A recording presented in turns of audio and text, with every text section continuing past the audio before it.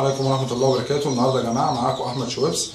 طبعا احنا اتكلمنا في دورات البط كلها وعرفناكم كل حاجة ما يخص البط، لكن احنا حبينا ان احنا نقوله ونتعرف اللي هو العلف في المراحل بتاعت يعني احنا مثلا دلوقتي يعني من عمر يوم هيبتدي احنا عندنا بادي وعندنا نامي وعندنا ناهي. هو بالنسبه للبط احنا بنشتغل عموما من عمر يوم لحد عمر 21 يوم بعلف 23%، وده اصغر من اول عمر يوم لحد 21 يوم بيفرق معايا جدا جدا في حجم البطايه في النمو. بنفضل شغالين في النمو لغايه 21 لحد 21. من 21 لحد 45 بنزل على البادي اللي هو ال 21%. من اول يوم 21 لحد يوم 45 واحيانا ممكن امد الدوره ولا انا مستعد. طبعا احنا بنجوع ولا حاجه في ده لازم طبعا، ده لازم. بص، اهم حاجه في البط عشان يقبل ومعدل التحويل يبقى شغال معاك كويس من عمر يوم لازم يبقى فيه تجويع.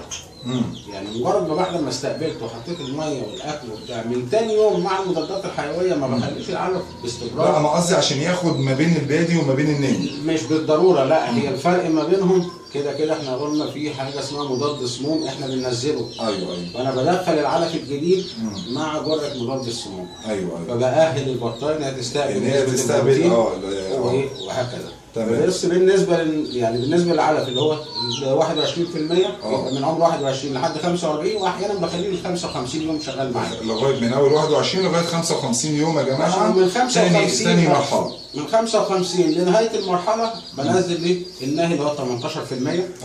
اللي هو يعني اخشن حاجه واقل نسبه بروتين. تمام. البط في الوقت ده ما بيحتاجش نسبه بروتين عاليه بيكون جسمه، يحتاج بس يزود اللحم وما يحبش نسبه البروتين عاليه عشان ما تكسحش منك البطايه. ايوه عشان بس غير ان احنا ممكن نضيف اضافات. يعني لو حبيت اوفر ممكن من عمر ال 65 ابتدي ادخل مثلا عيش ناشف، جريشه.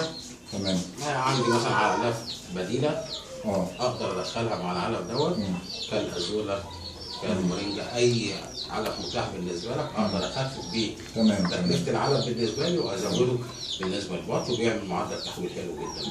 دلوقتي يا جماعه احنا عرفنا من اول عمر يوم لغايه 21 يوم، وبعد كده المرحله الثانيه من اول 21 يوم لغايه 55 يوم، وبعد كده المرحله الثالثه اللي هو نهايه الدوره لغايه بقى لما تطلع البط ان شاء الله. والنهارده كنا بنقول لكم ما بين الدورات وبعضيها الثلاث درجات بتوع العلف، وكان معاكم احمد شويبس واستاذ محمد عارف، والسلام عليكم ورحمه الله وبركاته.